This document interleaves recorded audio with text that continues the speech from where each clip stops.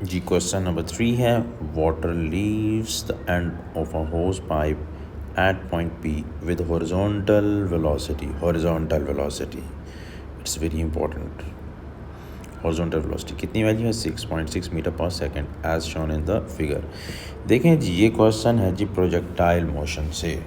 Projectile motion अक्सर students को तंग करती है। देखें मैं अक्सर कहा करता हूँ कि आपको जब प्रोजेक्टाइल मोशन का क्वेश्चन आए तो आपके माइंड में ये डायग्राम आनी चाहिए। देखें अगर आप किसी ऑब्जेक्ट को फायर करवाते हैं किसी इनिशियल वेलोसिटी के साथ, वो कोई एंगल बना रहा होता है क्योंकि वेलोसिटी वेक्टर क्वांटिटी है, उसके दो कंपोनेंट्स होंगे क्योंकि ये 2 डायमेंशनल केस है। इसका ये कंपोनेंट होगा, इसको हम यू एक्स का नाम देते हैं, इसको हम क्या करते हैं यू वाई का नाम देते हैं। इनिशियल मोस्टली ऐसा होता है कि हाफ पार्ट्स आते हैं प्रोजेक्टाइल मोशन के। अब देखें इसमें डायग्राम को अगर मैं यहाँ दोबारा से बनाना चाहूँ जस्ट एरो की फॉर्म में आपको पता होना चाहिए। ये देखें हम देखते हैं इसमें अगर इस डायग्राम में एरोज़ की फॉर्म में हम बना सकें।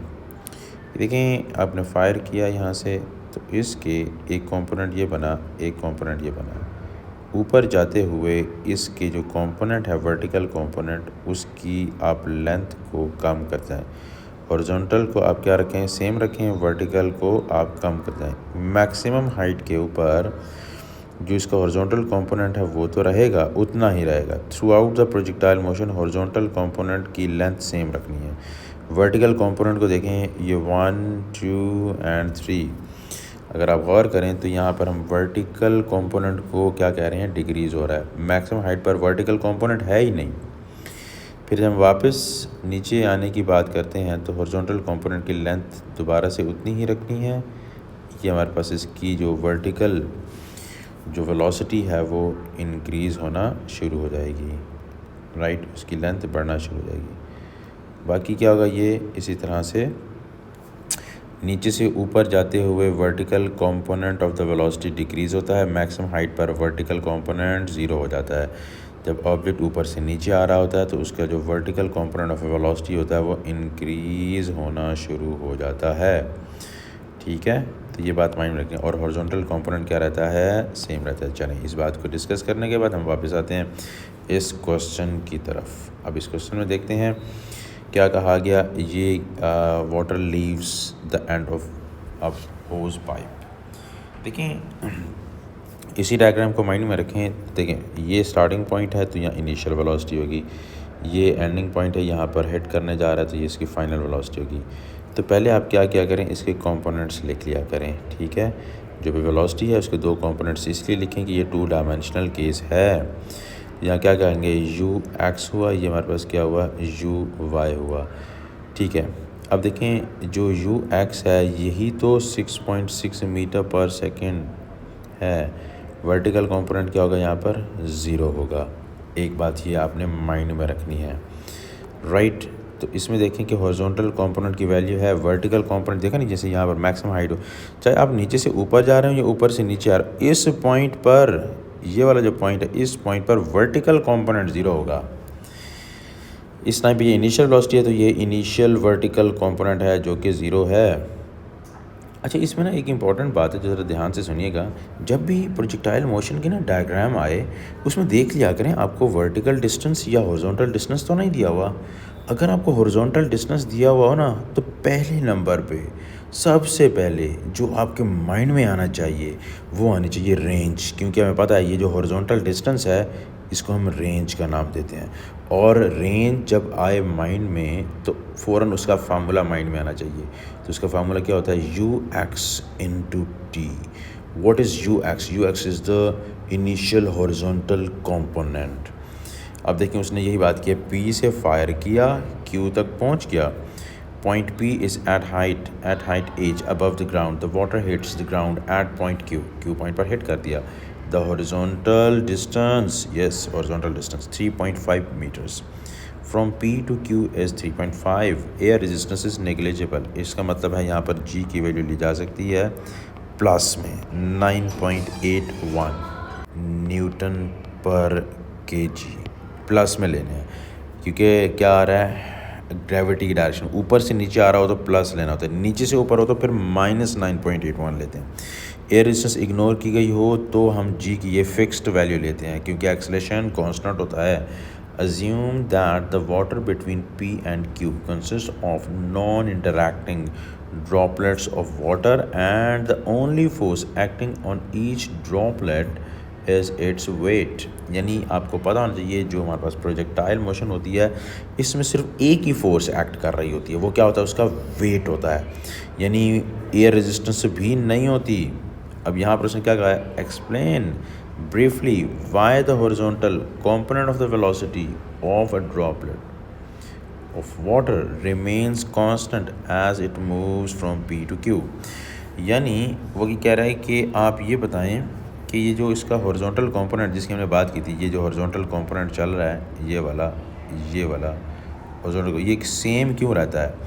देखिए इसको आसान लफ्ज़ों में समझें तो क्या कहेंगे, वैसे हम जानते हैं हॉरिजॉन्टल कंपोनेंट वेलोसिटी कांस्टेंट है, ठीक है, जो कि 6.6 आ रहा है यहाँ। वेलोसिटी वैसे अगर कांस्टेंट होती है, वेलोसिटी अगर कांस्टेंट होती है, कांस्टेंट, तो वैसे हम क्या जानते हैं, एक्सेलरेशन ज़ीरो होता है। एक्सेलरेशन ज़ीरो होता है तो रिजल्टेंट फोर्स भी ज़ीरो होती है, ठीक है। अब देखें रिजल्टेंट फोर्स हॉरिजॉन्टल एक्सिस के अलोंग, हॉरिजॉन्टल डायरेक्शन में फोर्स, रिजल्टेंट फोर्स ज़ीरो है, या फिर यूँ कहेंगे फोर्स ही नहीं है। जब फोर्स ही नहीं है तो ज़ाहिर रिजल्टेंट फोर्स भी ज़ीरो ही होगी। तो कहते हैं कि जो हॉरिजॉन्टल कंपोनेंट होता है वेलोसिटी का वो कांस्टेंट क्यों रहता है। भाई वेलोसिटी कांस्टेंट है, हम क्या कहेंगे, एक्सेलरेशन ज़ीरो है, रिजल्टेंट फोर्स ज़ीरो है, और रिजल्टेंट फोर्स भी फॉरवर्ड और बैकवर्ड फोर्स का रिज़ल्ट होता है।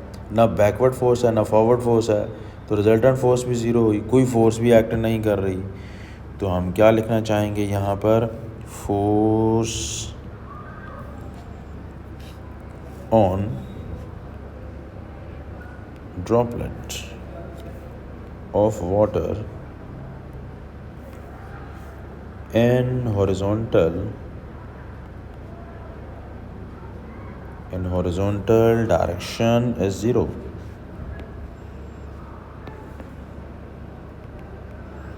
हॉरिजॉन्टल डायरेक्शन में जो फोर्स होगी वो ज़ीरो है, राइट। अब देखिए यहाँ पर कहा गया है show that time taken for a droplet of water to move from P to Q is 0.53 seconds. Time निकालना है। मैंने आपको कहा जब भी क्वेश्चन के अंदर हॉरिजॉन्टल डिस्टेंस दिया हुआ हो ना, हॉरिजॉन्टल ध्यान से डायग्राम को देख लिया करें तो आपके माइंड में ये आना चाहिए। तो ये है, इसके अंदर टाइम भी इन्वॉल्व है। अक्सर क्वेश्चन इस तरह से आए हुए हैं। तो आपने क्या करना है, टाइम निकालना है। तो आपके माइंड में क्या आएगा, range is equal to u x into t. T को सब्जेक्ट बनाएं तो क्या आएगा, R divided by u x. Range हमें दी गई है, कितनी है, 3.5, और यू एक्स हमें दिया गया है 6.6। तो अगर आप इन दोनों को आपस में डिवाइड करें तो आप बस आंसर आ जाएगा 0.53 सेकेंड्स, ठीक है। ये दो सिग्निफिकेंट फिगर्स हैं, यहाँ दो सिग्निफिकेंट फिगर्स हैं, आंसर भी फिर क्या आएगा, दो सिग्निफिकेंट फिगर्स में आएगा।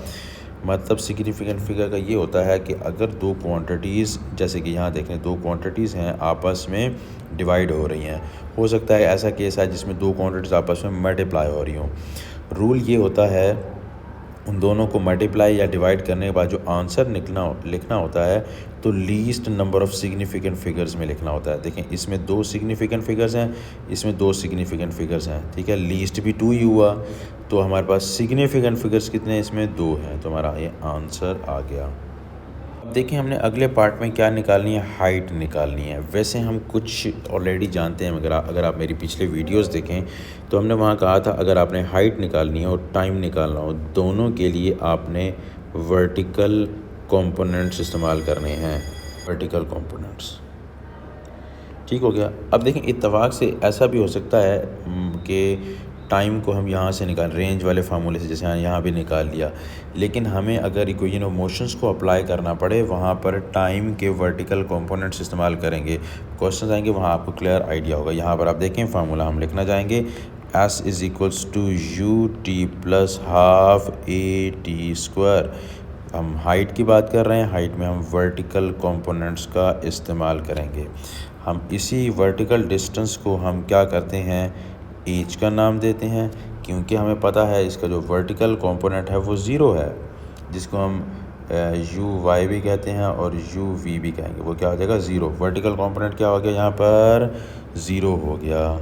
0 इंटू टी प्लस 1/2 ऊपर से नीचे आ रहा है, यही vertical component of acceleration plus 9.81 आ जाएगा। तो 9.81 इंटू टाइम हमारे पता है 0.53 का स्क्वायर आ जाएगा। तो यहाँ से अगर हम कैलकुलेट करें, ये तो सारा फैक्टर ज़ीरो हो जाएगा, तो इसे हम अगर मल्टीप्लाई करें तो हमारे पास एज की वैल्यू आ जाएगी, वो होगी 1.4 मीटर्स आ जाएगी।